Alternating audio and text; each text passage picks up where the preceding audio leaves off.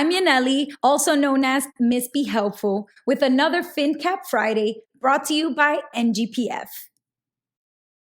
Over the past few years, we've seen a significant decline in the number of bank branches in the United States. Back in 2009, there were nearly 100,000 branches, but by 2023, that number had fallen to less than 80,000. That's a big drop.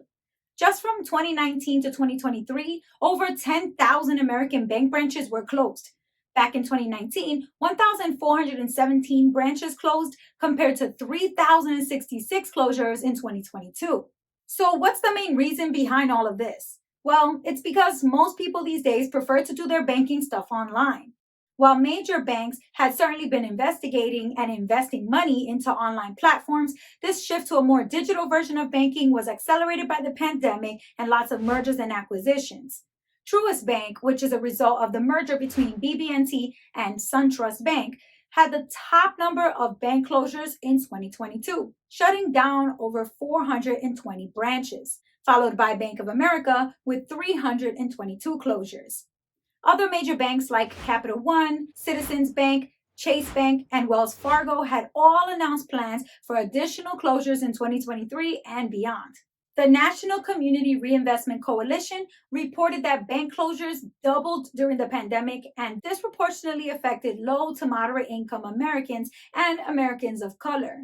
The National Coalition called for federal regulators and lawmakers to engage with banks and try to push them to protect affected communities and modernize the existing legislation so it can address the declining role of bank branches. This has raised a lot of concerns about the reduced access to banking services, especially for vulnerable communities who might not have access to the necessary technology for many different reasons, including being in rural areas with limited to no internet connection, or living in households that do not have the latest technology like computers, laptops, or smartphones.